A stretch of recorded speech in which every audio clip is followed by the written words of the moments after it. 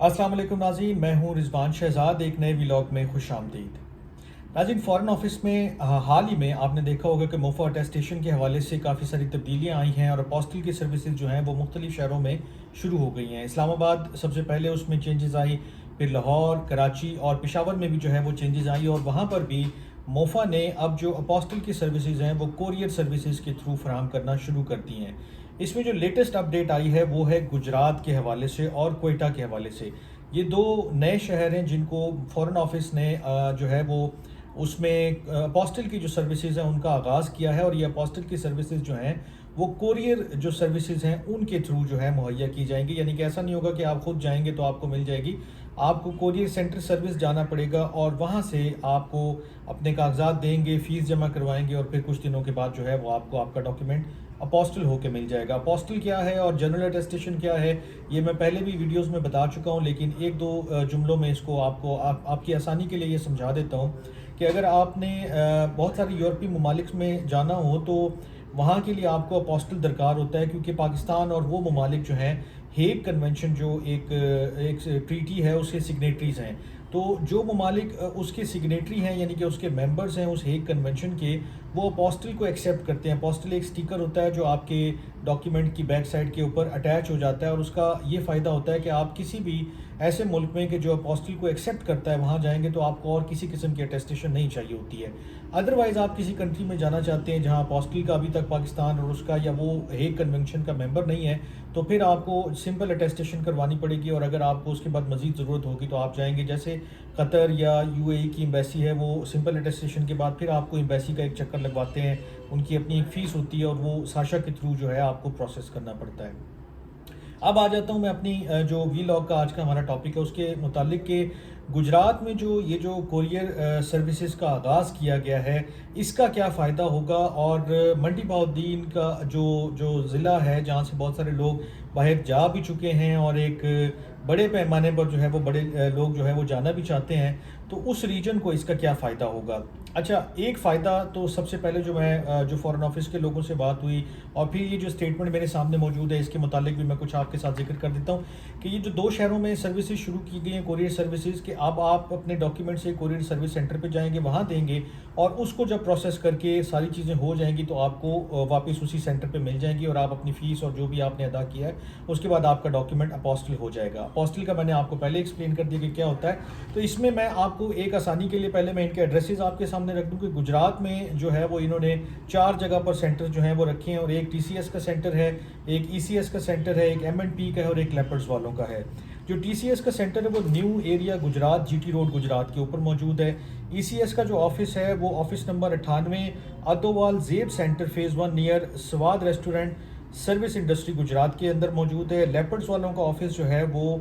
GT road opposite park fan industries in Gujarat, ये यहाँ पर मौजूद है। जो एमएनपी का एड्रेस है वो फॉरेन ऑफिस ने जो स्टेटमेंट इशू किया है उसमें गलत लिखा गया है क्योंकि उसके अंदर कोयटा का एड्रेस जो है उन्होंने गलती से लिख दिया है। तो वो एड्रेस आपको खुद देखना पड़ेगा कि एमएनपी के जो ऑफिस हैं उसमें से कौन सा ऑफिस ऐसा है कि जो आपके डॉक्यूमेंट्स जो है वो कलेक्ट कर सकता है और फिर अपोस्टल करके आपको वापस कर सकता है।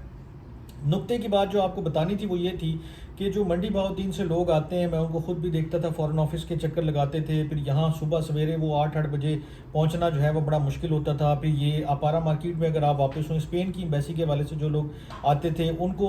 बड़ी मुश्किलों से जनाब वो गाड़ियाँ बुक करवा के आ रहे हैं, रातों को लाइनों में लग रहे हैं और बड़ा उनका एक मसला था। अभी भी बेशुमार लोग जो हैं वो मंडी बहाउद्दीन से इस तरफ आते हैं, लेकिन अब उनको ये आसानी हो जाएगी कि उन्हें फ़ॉरेन ऑफिस इस्लामाबाद नहीं आना पड़ेगा, लाहौर नहीं जाना पड़ेगा, बल्कि वो गुजरात में ये जो डेजिग्नेटेड सेंटर्स हैं, ये जिनके मैंने नाम बताए हैं और जो एड्रेसेस बताए हैं, सिर्फ इन्हीं के ऊपर, ऐसा नहीं कि हर सेंटर के ऊपर आप जाएंगे तो आपका काम हो जाएगा। आपने इन्हीं सेंटर्स के ऊपर जाना है, अपना जो डॉक्यूमेंट है उसको अपोस्टल करवाना है या टेस्ट करवाना है, आप देकर आ जाएंगे और उसके चंद दिन के बाद आपको वो डॉक्यूमेंट वापस मिल जाएगा। तो ये एक बड़ा रिलीफ है कि आपको बहुत ज़्यादा ट्रैवल नहीं करना पड़ेगा। अगर ट्रैवल करना भी पड़ता है तो आपको एक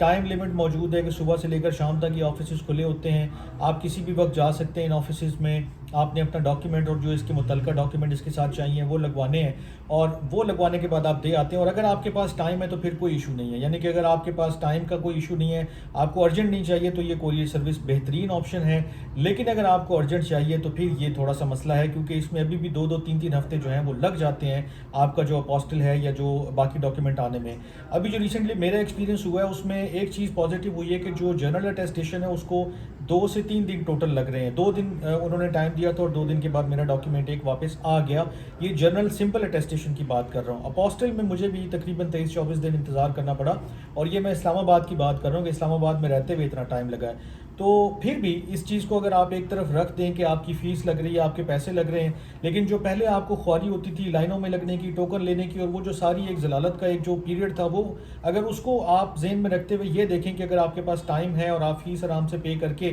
ایک دن آپ کا چکر لگے گا، آپ جو ہے وہ ڈاکیومنٹ جمع کروا کے آئیں گے، اور پھر اس کے بعد جتنے دن کا آپ کو وقت دیا جاتا ہے اس کے بعد آپ جا کر اپنے ڈاکیومنٹس اٹھا لیتے ہیں، تو یہ ایک بڑا ریلیف ہے.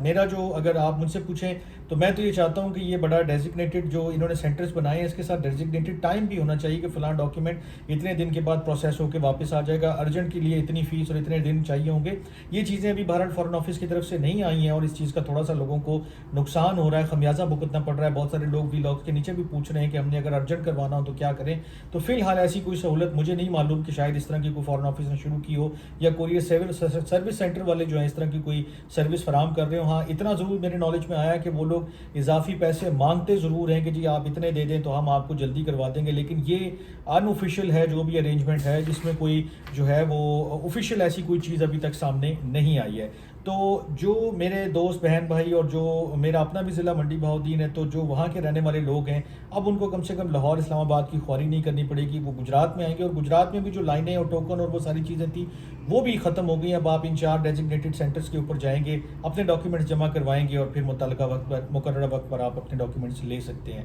تو یہ ایک بڑا ریلیف ہے اور ایک بڑا ریجن ہے. میں فارن آفس والوں سے بھی پوچھتا ہوں تو وہ کہتے ہیں کہ ہمارے پاس ایک بڑی تعداد میں لوگ جو ہیں وہ منڈی بہاؤدین اور اس کے آس پاس کے جو جگہ ہیں وہاں سے آتے تھے، تو ان کی سہولت کے لیے گجرات میں یہ پوسٹل کی سروس بھی شروع کر دی گئی ہے. تو اب لوگوں کو چاہیے کہ وہ بجائے اس کے کہ اسلام آباد کا رخ کریں یا لاہور کا رخ کریں، وہ گجرات کا رخ کریں، اور گجرات میں بھی اگر ان کے لیگل ڈاکیومنٹس ہیں تو وہ خود جا کے اٹیسٹ ہوں گے، خود جا کے اپوسٹل ہوں گے. اگر لیگل نہیں ہے، کوئی ایجوکیشنل ہے، پرسنل ڈاکیومنٹ ہے، تو پھر ان کو کوریئر سروس کے ذریعے ہی یہ سہولت میسر ہوگی.